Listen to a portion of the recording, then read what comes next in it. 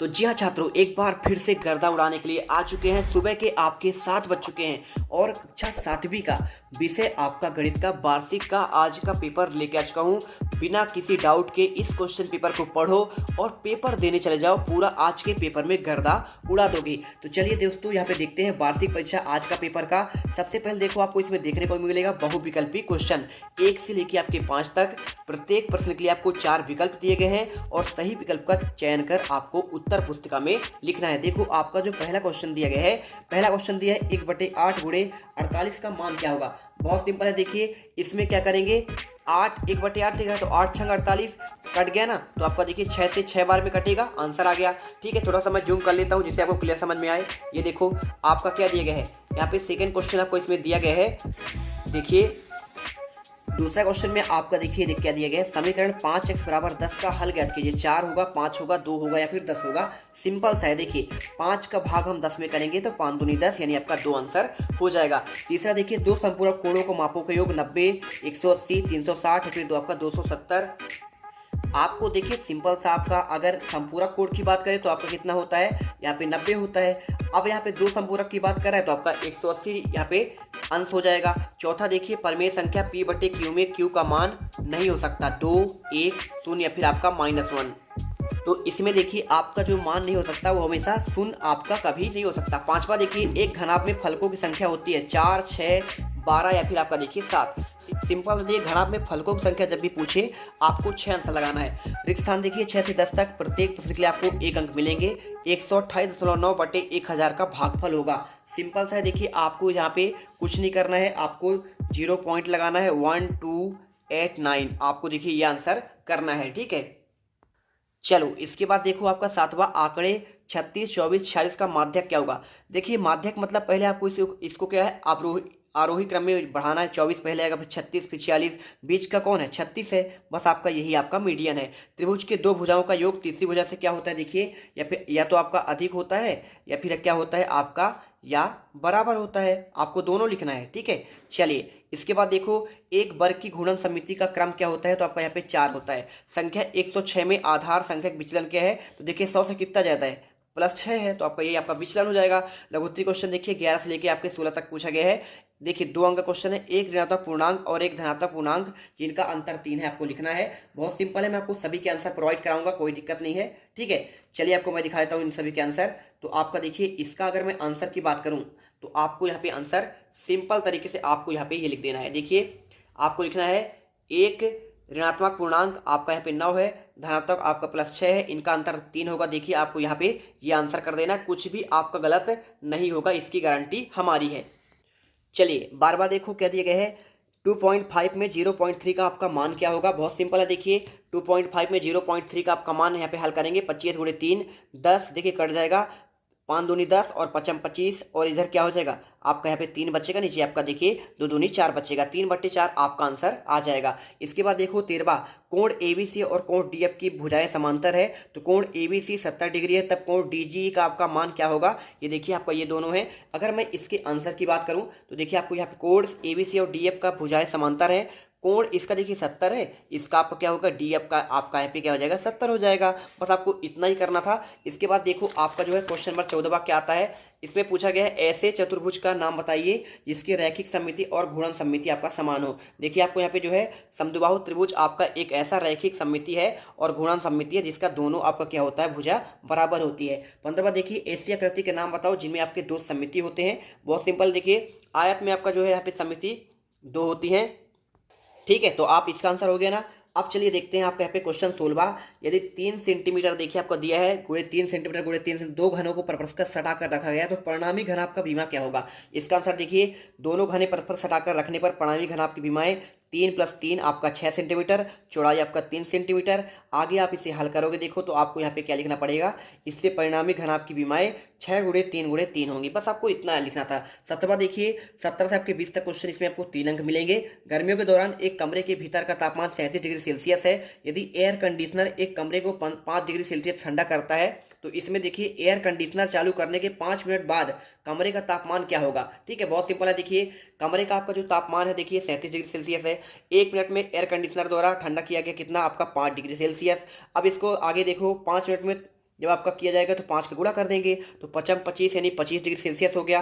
Conditioner चालू करने के बाद कमरे का तापमान कितना हो जाएगा, देखिए यहाँ पे वर्तमान तापमान माइनस आपका एयर कंडीशनर का तापमान, तो 37 में 35 25 कर देंगे, आपका 12 डिग्री सेल्सियस आंसर आ जाएगा। इसके बाद देखो आपका 18वां दिया है 6 15 120 50 100 80 10 15 8 10 15 आंकड़ों का माध्यक ज्ञात कीजिए।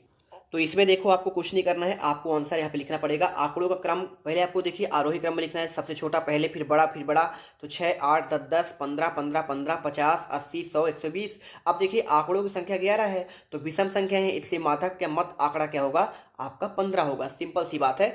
देखिए 3 इधर छोड़िए 3 इधर छोड़िए 2 इधर छोड़िए 2 इधर छोड़िए, बीच का क्या आएगा आपका 15 आएगा, इसलिए 15 हो जाएगा। इसके बाद देखो आपका 19वां -4/3 3/4 को हल कीजिए, ये भी आपका सिंपल है। देखिए -4/3 बराबर 3/4, इसे हल करेंगे तो 4 चौको 16, माइनस में आ जाएगा 3 का आपका 9, बाई का मान करोगे 16, देखिए आपका इधर हो जाएगा माइनस में और बटे 9 हो जाएगा, यानी 16/9 आंसर हो जाएगा। इसके बाद देखो आपका यहाँ पे 20वां आता है, किसी त्रिभुज के तीनों कोण का अनुपात आपका 3:2:1 है, तो त्रिभुज के तीनों कोण ज्ञात कीजिए। बहुत सिंपल है, हम x मान लेंगे, तो देखिए त्रिभुज के तीनों कोण आपका 3x मानेंगे तो 3x 2x और आपका x हो जाएगा इनका कोण। तो देखिए त्रिभुज के तीनों कोण का योग 180 डिग्री होता है, हम जानते हैं, तो इसका 180 डिग्री 6x बराबर ये करेंगे भाग दे देंगे तो 6 18 यानी 30 डिग्री हो जाएगा। पहला देखिए आपका 30 है तो 3 के साथ x का करेंगे 30 के 90 हो जाएगा, 2 के साथ गुणे 30 करेंगे तो 60 हो जाएगा। x का देखिए आपका यहाँ पे कितना हो जाएगा 30 है तो बस आपका 30 डिग्री, यानी त्रिभुज के तीनों कोणों का आप 90 डिग्री 60 डिग्री और 30 डिग्री, देखो 9 6 15 15 3 180 पूरा हो गया ना। चलिए इसके बाद देखो आपका यहाँ पे 21वां आता है।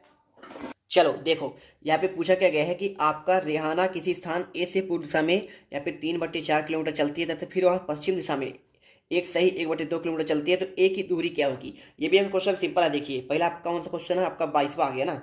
आपको मैं रेहाना वाला दिखा देता हूँ, कोई दिक्कत नहीं आपको। देखो इसका आपका सिंपल है, एक सही 3/4 पूछा गया है ना, और फिर वहाँ से पश्चिम दिशा में कितना चलती है, देखिए आपका उनकी ए की दूरी पूछा गया है, ठीक है। तो देखिए इसको जब हल करेंगे 4 4 कम 4 4 3 7 7 बटे कितना हो जाएगा आपका 4 हो जाएगा। यहाँ पे माइनस कितना करना है, एक सही 1/2, इसका मतलब क्या होता है, इसका मतलब होता है 2 कम 2 3/2, ठीक है। जब इसे हल करेंगे हम तो 7 - 4 बटे देखिए 3/2 करेंगे तो इसका एलसीएम क्या आएगा आपका 4 आएगा। तो यहाँ पे 4 1 कम 4 ही आएगा, 7 माइनस कितना होगा यहाँ पे 3 दूनी आपका 6, यानी देखिए 1/4 इसमें आंसर आ जाएगा। बस आपको इतना ही करना है, ठीक है। आपका 1/4 यहाँ पे हो जाएगा आंसर। इसके बाद देखो आपको यहाँ पे जो है 22वां आता है, एक न्यूनन पूर्व विधि से 46/99 आपको हल करना है। तो इसको देखिए आपको हल ऐसे करना है, एक न्यूनन पूर्व विधि से 46/99 हल करने पर देखिए 100 में से 1 माइनस 99 क्या होता है, 100 में से 1 माइनस है, तो 46 × 100 करेंगे 4600 आ जाएगा, और इसी के साथ 46 × 1 करेंगे 46, यानी 4554 आपका आंसर निकल कर आ जाएगा। इसके बाद देखो आपका यहाँ पे दीर्घ उत्तरीय क्वेश्चन आता है 23 से आपके 26 तक, प्रत्येक के लिए आपको 5 अंक मिलेंगे। जो ही एक वॉशिंग मशीन 13,500 रुपये में बेचने पर 20% की हानि होती है, वह मशीन कितने रुपए में खरीदी, ये पूछा गया है। सिंपल सा देखिए वॉशिंग मशीन का आपका जो है इसमें देखिए विक्रय मूल्य क्या है 13,500, हानि है आपका 20%, हानि का प्रतिशत क्या होता है, हानि गुणे 100 बटे क्रय मूल्य, और क्रय मूल्य माइनस 300 × 500 आप क्रय मूल्य करेंगे। इसे देखिए पूरा हल कीजिए, आगे हल करने पर देखिए क्या हो जाएगा, यहाँ पे आपका 20 में 100 आपका देखिए 13,500, यहाँ पे आंसर निकल कर आपका देखिए कितना आ जाएगा 675 × 25 कट जाएगा, ठीक है ना, 16,875 रुपये आंसर निकल कर आएगा। इसके बाद देखो आपका जो नेक्स्ट क्वेश्चन पे पूछा गया है, क्वेश्चन नंबर देखिए आपका यहाँ पे कौन सा है, आपको मैंने 23वें का आंसर दिया ना, किसका दिया मैंने 23वां, ठीक है कोई बात नहीं। 24वां का क्वेश्चन का देख लेते हैं पहले, इसके बाद आपका यहाँ पे 25वां दिया है। यहाँ पे 24वां क्वेश्चन देखिए क्या दिया है, यहाँ पे क्वेश्चन देखो थोड़ा सा आपका यहाँ पे डिस्टर्ब हो गया है, ठीक है। ये आपका 23वां है, और ये आपका 24वां है, और ये आपका 25वां है, ठीक है, और लास्ट वाला आपका ये 26वां। चलो देख लेते हैं, ये आपका हो गया त्रिभुज समद्विबाहु त्रिभुज वाला क्वेश्चन आया है, समद्विबाहु त्रिभुज है। इसमें देखिए ए बी बराबर ए सी 7 सेंटीमीटर इतना दिया है, और इसमें बी सी की मान इतना दिया गया है। ए बी सी के क्षेत्रफल ज्ञात कीजिए, इसकी ऊंचाई पूछा है, सी ई की आपका ऊंचाई देखिए आपको इस चित्र पूरा दिया गया है, इसमें आपका पूरा भुजाएं दी गई हैं, ठीक है। 25वां देखिए यदि -2 निम्नलिखित व्यंजकों का मान आपका दिया 5n - 2 5n² + 5n - 2 n³ - 5n² + 5n, ठीक है।